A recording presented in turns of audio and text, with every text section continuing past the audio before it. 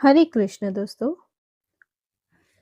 स्वागत है आपका हमारे चैनल साधना भक्ति पाठ में। आप सभी लोगों को मोहिनी एकादशी की हार्दिक शुभकामनाएं। भगवान विष्णु और माता लक्ष्मी की कृपा आप लोगों पर सदैव बनी रहे। तो श्रोताओं, आज हम सुनेंगे मोहिनी एकादशी व्रत की कथा। भविष्य उत्तर पुराण में भगवान श्री कृष्ण ने युधिष्ठिर को कहा था, मोहिनी एकादशी 100 जन्मों के पापों को नष्ट करती है। जो व्यक्ति गहरे पाप में डूबा हो, जो हार चुका हो, जो सोचता हो कि अब भगवान भी उसे माफ नहीं करेंगे, यह एकादशी कथा उनके लिए है। श्रोताओं, अब जानते हैं मोहिनी एकादशी का नाम मोहिनी क्यों पड़ा। यह कथा समुद्र मंथन से जुड़ी हुई है। समुद्र मंथन के समय जब अमृत प्रकट हुआ, देवताओं और असुरों में अमृत को लेकर भयंकर विवाद हो गया। असुर बलशाली थे, उन्होंने अमृत का कलश छीन लिया।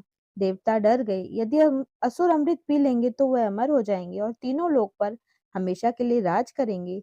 देवता भगवान विष्णु के पास पहुंचे और बोले, प्रभु कोई उपाय करें। भगवान विष्णु मुस्कुराए, उन्होंने एक अद्भुत योजना बनाई।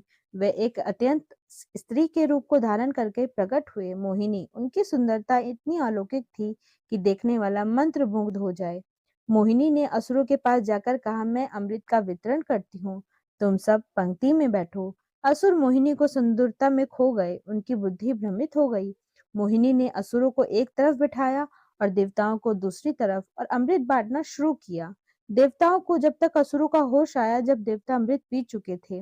भगवान विष्णु का मोहिनी रूप तब तक तत्काल गायब हो गया। यह घटना वैशाख शुक्ल एकादशी को हुई थी, इसलिए इसे मोहिनी एकादशी कहते हैं।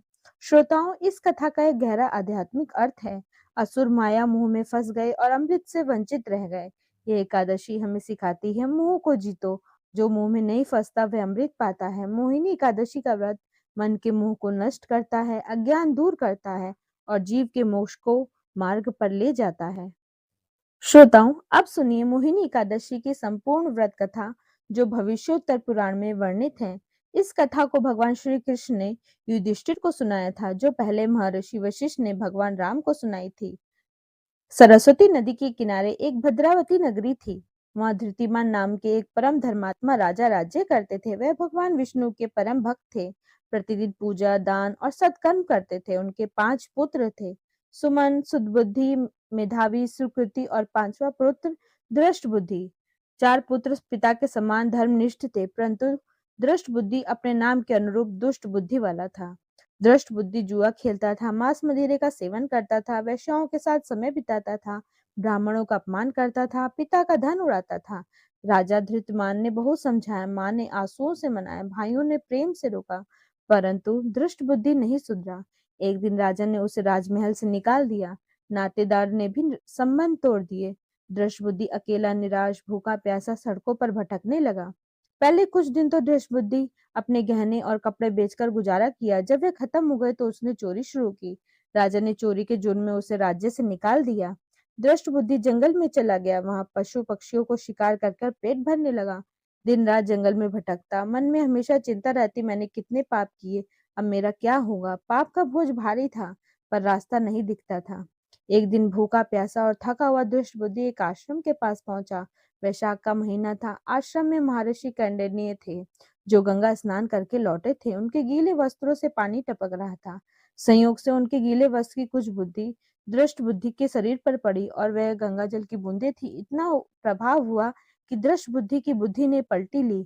मन में पश्चाताप जागा। दृष्ट बुद्धि ऋषि को सामने झुक गए, हाथ जोड़े, आंखों में आंसू थे। दृष्ट बुद्धि ने कहा, हे महात्मा, मैंने जीवन में बहुत पाप किए हैं। जुआ खेला, मांस खाया, वैश्यगामी रहा, माता पिता का अपमान किया, पशु पक्षियों को मारा। मेरा पाप असंख्य है। कोई साधारण उपाय बताइए, कोई सरल उपाय बताइए जिससे मुझे इन पापों से मुक्ति मिले। ऋषि कैंडनी उनकी बात सुनकर मुस्कुराए। उन्होंने देखा इस व्यक्ति के मन में सच्चा पश्चाताप है। ऋषि बोले, वत्स, घबराओ मत, भगवान की कृपा अपार है। मैं तुम्हें एक ऐसे व्रत के बारे में बताता हूँ जो तुम्हारे सभी पाप नष्ट कर देगा। ऋषि कैंडनी ने कहा, हे पुत्र, वैशाख माह के शुक्ल पक्ष की एकादशी को मोहिनी एकादशी कहते हैं। यह एकादशी 100 जन्मों के पापों को नष्ट करती है। इस दिन सूर्योदय से पहले उठो, गंगा स्नान करो, भगवान विष्णु की पूजा करो, तुलसी चढ़ाओ, उपवास रखो, रात को जागरण करो। यह व्रत तुम्हारे सभी पापों को नाश करेगा, तुम मोक्ष पाओगे। दृष्टबुद्धि ने ऋषि के चरण पकड़े और कहा, महाराज, मैं ये व्रत जरूर करूंगा। दृष्टबुद्धि ने उसी वर्ष वैशाख शुक्ल पक्ष की एकादशी को पूरी श्रद्धा और विधि से मोहिनी एकादशी का व्रत किया। सारी रात जागरण किया, विष्णु जी का नाम लिया, अगले दिन पारण किया। व्रत के प्रभाव से दृष्टबुद्धि के सारे पाप नष्ट हो गए। उसका जीवन बदल गया, वह मन में शुद्ध हो गया। काल आने पर जब दुष्टबुद्धि की मृत्यु हुई, तब भगवान विष्णु के वाहन गरुड़ पर बैठकर वह सीधे बैकुंठ धाम को गया। भगवान श्री कृष्ण ने युधिष्ठिर को कहा, हे पार्थ, यही है मोहिनी एकादशी का प्रभाव। यह एकादशी ऐसी है जो मोह के अंधकार में को मिटाती है और जीव को मुक्ति का मार्ग दिखाती है। श्रोताओं, इस कथा में एक बड़ा संदेश है। दृष्ट बुद्धि के जीवन में हर तरफ पाप किया था, उसे परिवार ने छोड़ दिया, समाज ने छोड़ दिया, पर भगवान विष्णु ने उसे नहीं छोड़ा।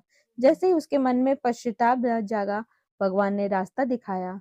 मोहिनी एकादशी का व्रत ऐसा व्रत है जो किसी भी पापों को नष्ट कर सकता है, बशर्ते मन में सच्ची भक्ति हो। जो भी कथा सुनता है, उसे हजारों गायों के दान का फल मिलता है।